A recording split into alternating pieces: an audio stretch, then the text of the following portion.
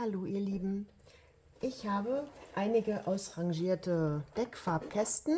Wie es dazu kam, könnt ihr, wenn ihr mögt, in meinem vorigen Video sehen. Und ich möchte die Farben also nicht mehr zum Malen benutzen, ich möchte sie aber auch nicht einfach wegwerfen. Und deswegen machen wir heute aus diesen Farbplaketten hier drin, aus diesen Tabletten, was anderes. Was benötigen wir dazu? Ich nehme einmal hier so eine stabile Prickelnadel, um die Farben hier aus den Näpfchen rausholen zu können. Mit Glück geht es im Ganzen raus. Wenn nicht, habe ich noch so ein kleines Cuttermesser, um nachzuhelfen. Und dann für Krümel und sowas noch einen trockenen Pinsel. Dann werde ich das Ganze vermahlen. Dazu brauche ich einmal so eine Art Mörser. Ich habe nur diesen kleinen hier und ich möchte auch nicht die ganzen Tabletten so mühsam zerdrücken, weil ich davon schnell Sehnenentscheidung und so bekomme. Und deswegen habe ich mir so eine alte Kaffeemühle besorgt für 5 € von Kleinanzeigen. Man könnte natürlich auch einen Mixer aus der Küche nehmen und so weiter, würde ich nicht empfehlen, denn das ist hier drin jetzt schon verfärbt. Ich habe das also eben mal mit einer Magenta-Tablette hier probiert und der Kunststoff hier ist schon verfärbt. Also ich würde auch grundsätzlich, je nachdem welche Pigmente das sind, also die Deckfarbkästen sind sicherlich ungiftig, aber wenn ihr jetzt andere Pigmente nehmt, dann können die ja unter Umständen Cadmium, Kobalt oder irgendwas enthalten. Und dann würde ich jetzt nicht vorschlagen, dass ihr den Küchenmixer nehmt und dann einen Tag später dann irgendwie Reibekuchen mitmixt. Also deswegen habe ich mir diesen billigen alten abgeranzten hier gekauft, damit ich den mit gutem Gewissen nur für solche Experimente benutzen kann.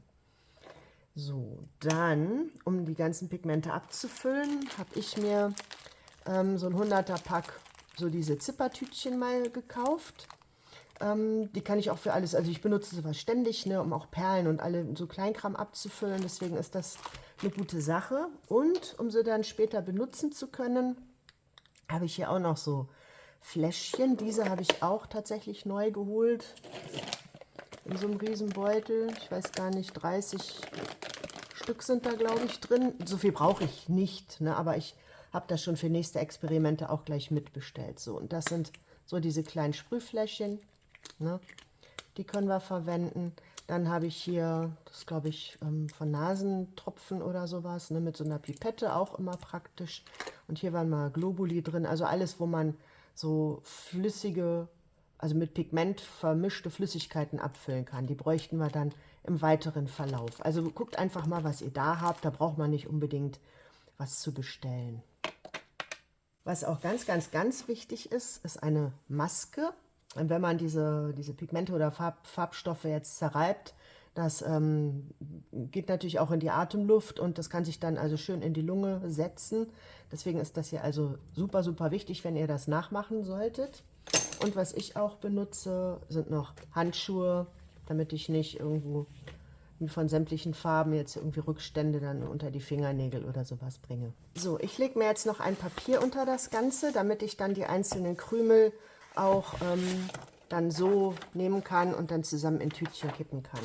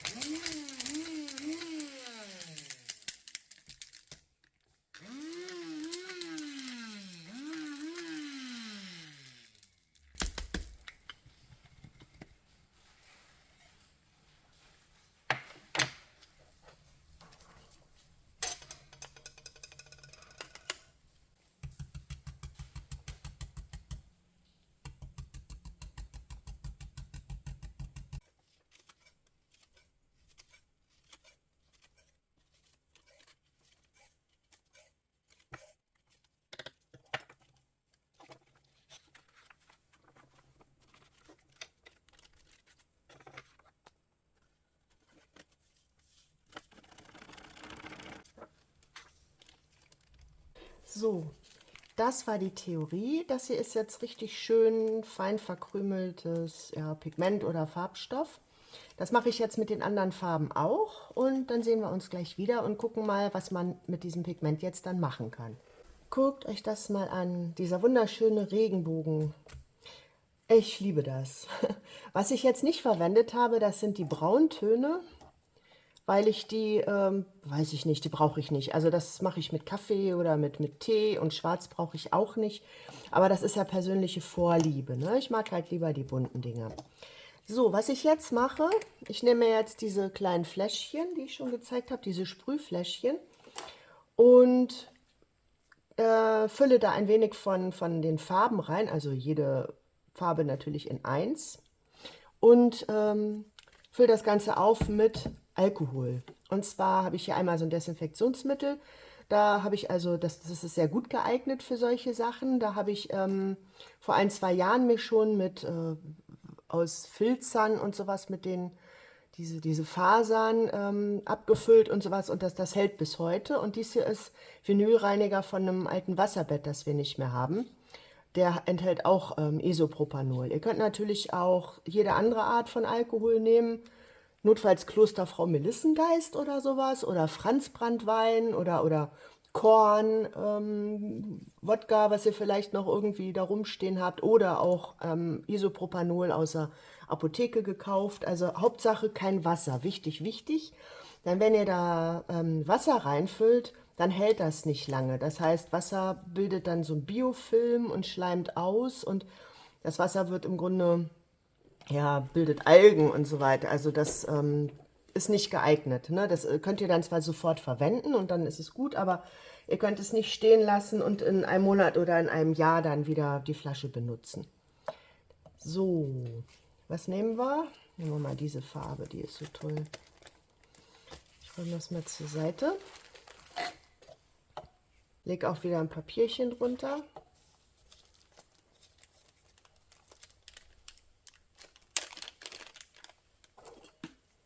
Jetzt müssen wir uns rantasten, wie viel man davon nehmen muss.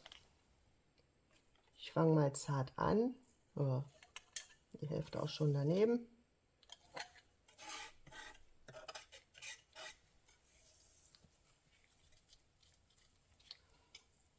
So, und dann nehme ich jetzt mal den Vinylreiniger, weil die Flasche schon fast alle ist.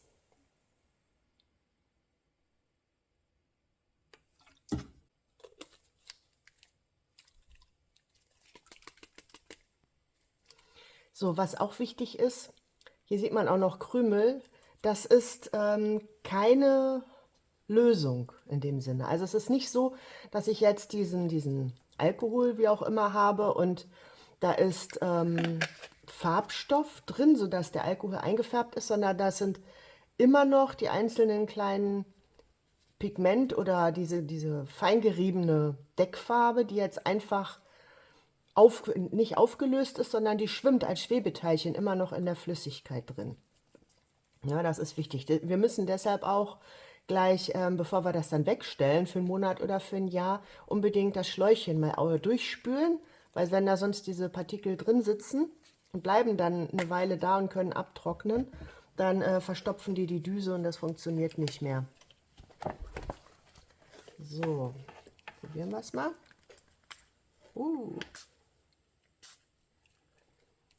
Das ist doch schon mal super. Ich glaube, das ist auch richtige Lösung. Also wie viel habe ich drin? Sagen wir mal so ein Drittel, Viertel bis Drittel von dem Fläschchen und so eine Spitze von der Schippe. Okay, das ist gut.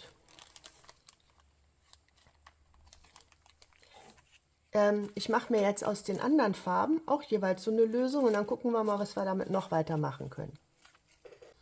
So, das sind die Farben abgefüllt. Ich habe sie gerade erst hingelegt. Wie man sieht, unten sammelt sich das Dicke, ne? Und hier oben sammelt sich die mittlerweile auch ziemlich klare Flüssigkeit. Also das Bläulich ist ziemlich verschwunden. So, dann kann ich die halt aufschütteln. Ach so, was ich noch gemacht habe, ich habe mir so Schildchen gemacht, mit denen ich die Fläschchen und auch diese Tütchen beschrifte. denn ich habe noch mehr Experimente vor und damit ich dann jeweils weiß, was in den Flaschen drin ist, werde ich mir die beschriften. Die Farbe hier, das bietet sich an, einen Stift zu nehmen, der nicht wasserlöslich ist, ne? Denn hier kann ja öfter mal was rauskleckern. Das möchte ich ja auch später noch lesen können. So, und die Tütchen, Zitronengelb. Okay, die anderen mache ich natürlich dann ohne euch. Ja, dann möchte ich die mal eben kurz hier alle in einem Farbkreis oder hier aufspritzen. Da entstehen sicherlich auch noch Mischfarben. Man kann natürlich auch, ich kann jetzt ein bisschen von dem Magentapulver nehmen und von dem Violettpulver und mische das in einer Extraflasche. Dann habe ich noch einen Mischton. Ne? Also ich kann mir hier aus den Farben ja alle möglichen anderen beliebten Farben auch noch mischen. So, okay. Ups, hier war da kein Deckel drauf. So. Genau, jetzt haben wir den Klassiker. Was euch passieren kann mit diesen doch recht billigen Fläschchen, jetzt kommt es wieder, dass sich die Flasche quer stellt. Nicht verzagen, nicht gleich wegwerfen. Das hatte ich auch jetzt bei einigen Flaschen schon. Nehmt die einfach raus, schraubt sie ab und wascht sie unten ganz gründlich aus und sprüht dann damit. Manchmal verhakt sich auch der Deckel, da kommt dann irgendwie ein Krümelchen rein von dieser Farbe hier oder sowas. Und da kann man dann einfach mit Gewalt runterdrücken und dann löst sich das. Also ich habe die alle wieder ans Laufen bekommen. Also nicht zu schnell aufgeben. Das ist Zinnoberrot. Wow. Kaminrot. Da hatte ich nicht so viele. Da hatte ich nur 2 Plättchen leider. Ups. Okay, da müsste ich noch ein bisschen mehr Pulver reintun. Das ist mir ein bisschen zu dünn von der Konsistenz. Magenta.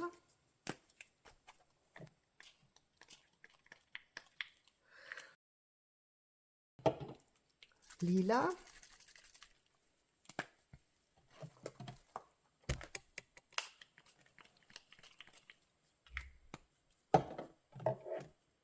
Ultramarinblau.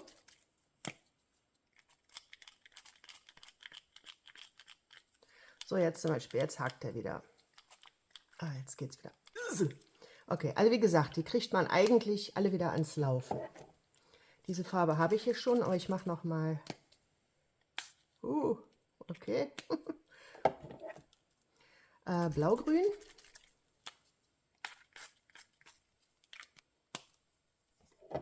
Gelbgrün.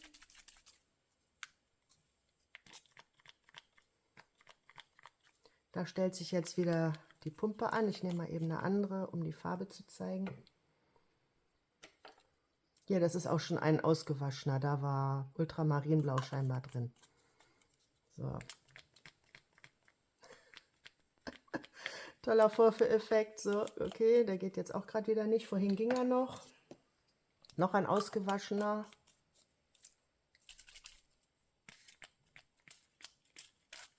So.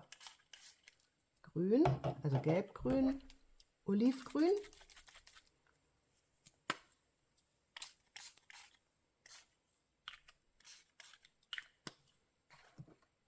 Und das hier Fleischfarbe.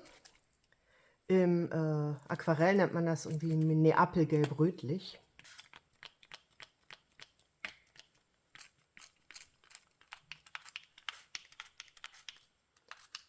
Okay.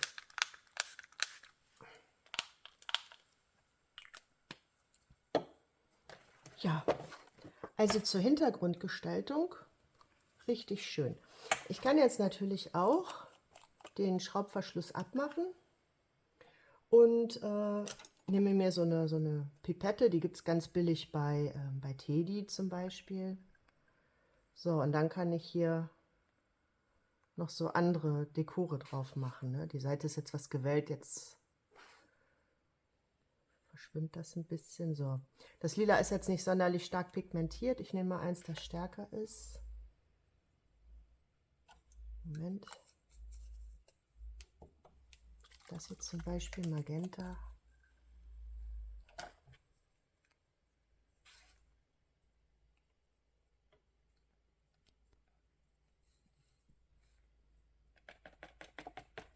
Okay, ich kann das natürlich auch gleich in so ein Pipettenfläschchen abfüllen, ne, und habe dann hier immer so eine Glaspipette dabei. Also kommt halt drauf an, zu welchem Zweck ich das überwiegend verwenden möchte. Okay, dann kann ich aber auch, ich lege das mal weg, zum Beispiel so ein Schälchen nehmen, das ist hier so ein Glasschälchen, und mir da so ein bisschen Pulver reinfüllen. Sieht das nicht toll aus? Nehmen wir mal einfach hier Kaminrot.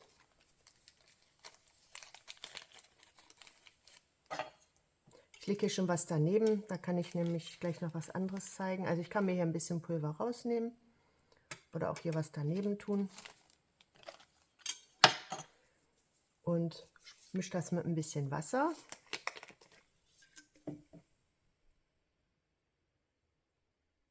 Ups, so viel wollte ich jetzt nicht. Und sprühe das ein bisschen mit Wasser an.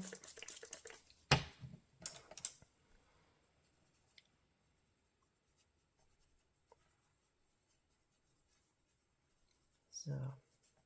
Und dann kann ich mir hier so ein Stück Aquarellpapier zum Beispiel nehmen und dippe das hier einfach rein.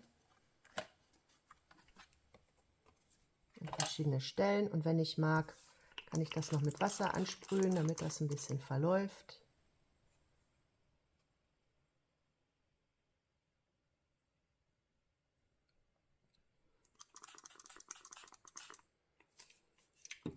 Dann kann ich das jetzt so trocknen lassen und mache mir das gleiche zum Beispiel noch aus Gelb oder aus einem Blau, ne, und dippe da auch rein. Und so kann ich auch richtig schöne Hintergründe erstellen.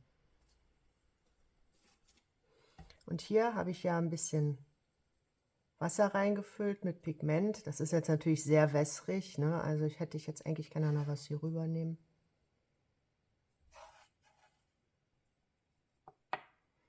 So, und dann kann ich hier wieder so ein Art Journal oder irgendeine Seite nehmen und kann da einfach mit malen, ne? Was ich so möchte. Kann ich das hier natürlich auch nehmen, das ist ein bisschen stärker pigmentiert.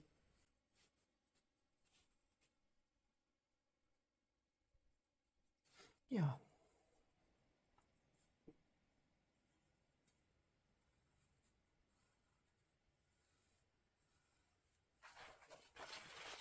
Also kann ich im Grunde verwenden wie Aquarellfarben. Ich kann rein theoretisch mir auch das Pigment nehmen und das mit so einem Glasschleifer auf einer Glasplatte super, super fein reiben und dann mit Gummi Arabicum zu Aquarellfarbe vermischen und das in Näpfchen abfüllen, gegebenenfalls sogar in die ausgewaschenen Dinger hiervon.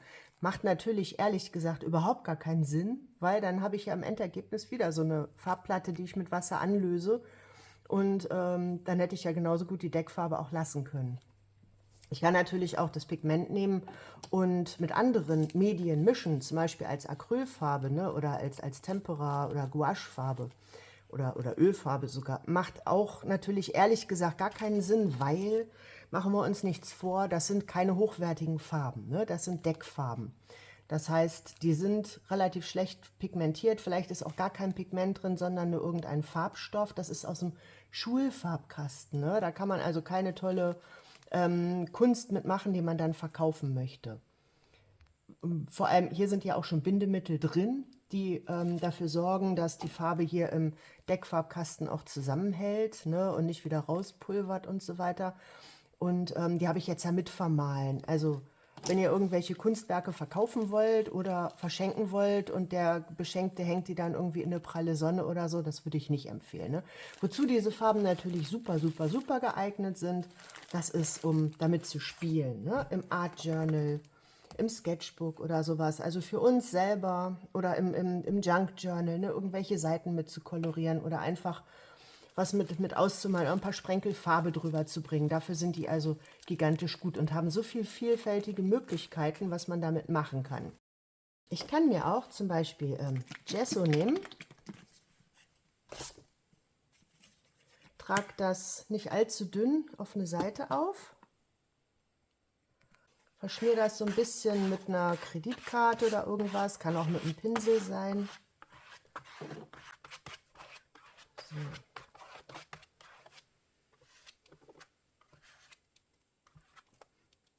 Und dann nehme ich ein bisschen Pulver und male damit sozusagen.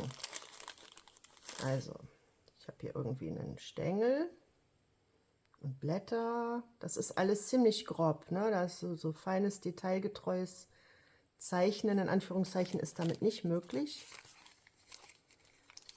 So. Und dann mache ich hier eine Blume.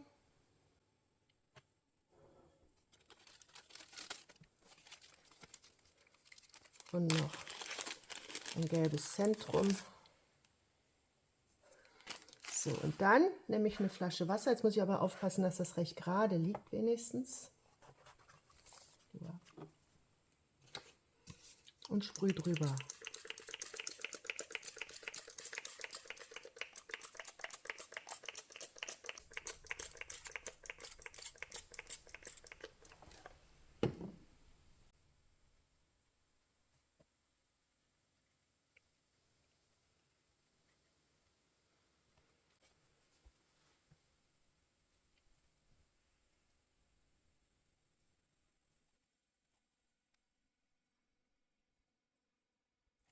So.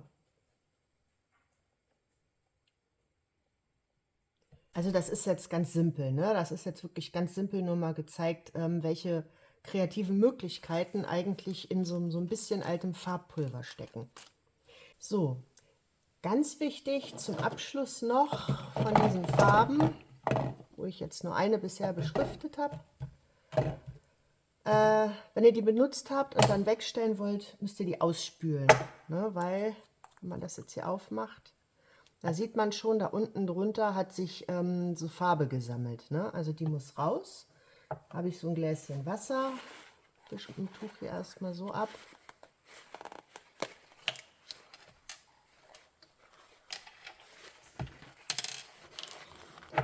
So.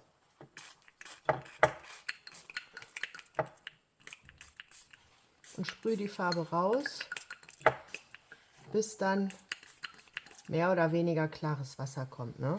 Sodass dann hier unten keine Pulverrückstände mehr im Schlauch sind.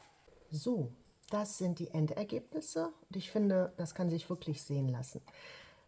Ich bedanke mich fürs Zuschauen. Ich freue mich, wenn ihr selber damit kreativ seid und ich denke, ihr habt da noch ganz viele andere Ideen, was man mit dem Pulver und dem Spray machen kann. Ich wünsche euch alles Gute. Bis zum nächsten Mal. Tschüss.